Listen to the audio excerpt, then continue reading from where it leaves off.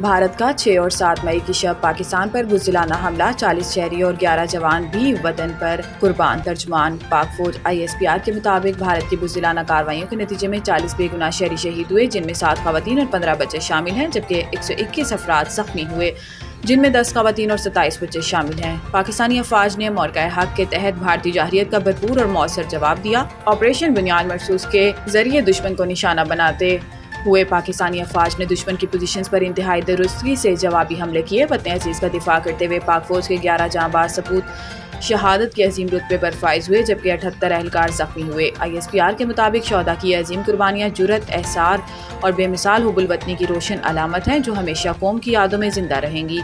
पाकिस्तानी मुसल्लह अफवाज और पूरी कौम शोहदा को सलाम अकीदत पेश करती है और जख्मियों की जल्द सेहतयाबी के लिए दुआ को है। कौम दुश्मन की हर जाहिरियत के खिलाफ पुरज़म है और कोई गलत फहमी ना रहे। पाकिस्तान की खुद मुख्तारी और सरहदों की हुर्मत पर कोई समझौता नहीं किया जाएगा। किसी भी जाहिरियत की आइंदा कोशिश का भरपूर फैसला कुन और हर महाज पर जवाब दिया जाएगा। इंशाअल्लाह पाकिस्तान जिंदाबाद, अफवाज पाकिस्तान पाइंदाबाद। सिंतास मुआहिदे से छेड़छाड़ को जंगी इक़दाम तस्वुर करेंगे इसहाक डार। अमरीकी मीडिया को इंटरव्यू देते हुए वज़ीर ख़ारजा इसहाक डार ने कहा कि कशीदगी बढ़ने और हमारे दिफा रद्द-ए-अमल पर कुछ ममालिक का ख़ासतौर पर अमेरिका को एहसास हुआ कि अगला कदम बहुत ख़तरनाक और तबाहकुन हो सकता है। इसहाक डार ने कहा कि भारतीय वज़ीर ख़ारजा जयशंकर से बात करने के बाद सेक्रेटरी रोबियो ने मुझसे बात की। ये टेलीफोनिक रब्ता 10 मई को इस वक्त हुआ जब हमारा ऑपरेशन तकरीबन मुकम्मल हो चुका था। सेक्रेटरी रोबियो ने कहा कि भारत अब रुकने के लिए तैयार है। इस पर रोबियो को कहा, यकीन दहानी कराते हैं भारत दोबारा कार्रवाई नहीं करता तो हम भी नहीं करेंगे। अमरीकी वज़ीर ख़ारजा ने यकीन दहानी कराई कि अगर हम जंग रोकने पर रजामंद होते तो वो भारत भी ऐसा ही करेगा, और ऐसा ही हुआ। इनका कहना था कि हम तो भारत से जामिया मुज़ाकरात के लिए हमेशा से दस्तयाब हैं। ये दो तरफा मामला है, एक हाथ से तालियां नहीं बज सकती। हम अकेले ये हल नहीं कर सकते। ये सबके मुफाद में है कि ऐसे मसाइल को ज़्यादा ताख़ीर से बचाया जाए।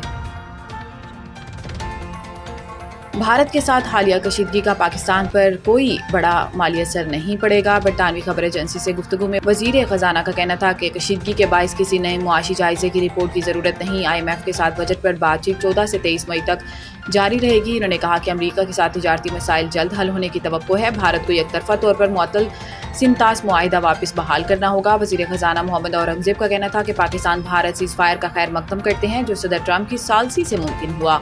चीज़ें मामूल की तरफ बढ़ते हुए देख रहे हैं, जो अच्छी बात है। इन्होंने कहा कि पीर को पाकिस्तान स्टॉक मार्केट में बेहतरी देखी गई। भारत के साथ हालिया कशीदगी का पाकिस्तान पर कोई बड़ा माली असर नहीं पड़ा।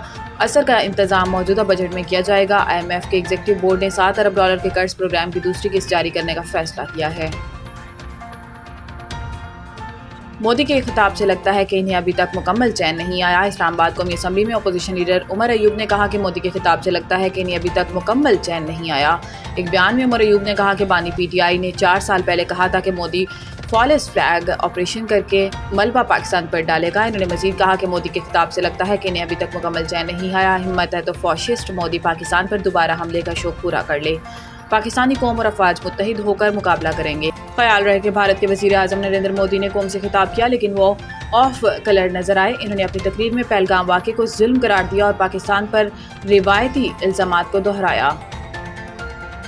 इस्लामाबाद पार्क व्यू सिटी में दिल दहला देने वाला वाक़या। लोग एक बेहतर मुस्तकबिल की उम्मीद के साथ प्लॉट खरीदने में अपनी पूरी ज़िंदगी की बचत लगा देते हैं। पार्क व्यू सिटी के एलॉटीज रिहायशियों के पुरअमन एहतजाज के दौरान लोगों का कहना था कि हम पार्क व्यू सिटी में रहते हैं। इंतज़ामिया ने अचानक हमसे पोशीदा तरक्याती चार्जिस में 5 लाख रुपये इजाफी अदा करने को कहा। हम पुरअमन एहतजाज किया, ये बताते हुए कि हम ये रकम बर्दाश्त नहीं कर सकते।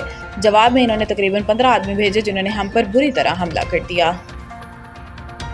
डाकुओं ने 3 मुख्तलिफ वारदातों में राहगीरों से माल ज़र छीन लिया। तफसीलात के मुताबिक चेक नंबर 438 GB का मोहम्मद खालिद मकामी बैंक की ATM से पैसे निकलवाकर वापस गांव जा रहा था कि चक नंबर 331 GB के करीब इसको नामालूम मोटरसाइकिल सवार डाकुओं ने गन पॉइंट पर रोक लिया और जान से मार देने की धमकी देकर इससे 80,000 रुपये की नकदी छीन ली।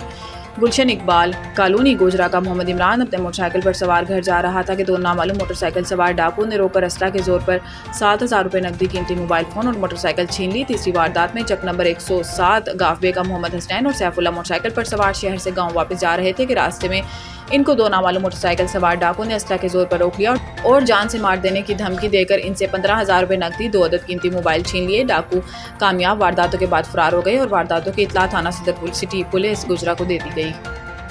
वफाकी वज़ीर बराए तवानाई सरदार अवैस अहमद खान लगारी, सूबाई वजीर मादियात Punjab Sardar Sher Ali Khan Gorchani, deputy commissioner Rajanpur Shafqatullah Mushtaq, district police officer Farooq Amjad, MPA Sardar Abdul Aziz Khan Dreshak ने आर्मी अफसरान के हमरा पाक आर्मी के शहीद मोहम्मद खालिद गोपांग के वालिद और लवाहिकीन से ताज़ियत के लिए राजनपुर के नवाही इलाका कोटला अदरून पहुंचे। तफसीलात के मुताबिक राजनपुर जिले इंतजामिया फौजी अफसरान ने पाक फौज के शहीद मोहम्मद खालिद गोपांग के वालिद से ताज़ियत की और फातिहा खानी की। उन्होंने कहा कि हमें अपने शोहदा पर फख्र है जो अपने मुल्क कौम की खातिर अपनी जानों का नजराना पेश करते हैं। विफाकी वजीर बराए तवानाई सरदार अवैस अहमद खान लगारी ने कहा कि हम वज़ीर आज़म पाकिस्तान मोहम्मद शहबाज शरीफ और वज़ीर आला पंजाब मरियम नवाज शरीफ की खसूसी हदायत पर आपके पास पहुंचे हैं। कोटला अंदरून में पुलिस चौकी और गवर्नमेंट हाई स्कूल का नाम शहीद मोहम्मद खालिद गोपांग के नाम से रखा जाए।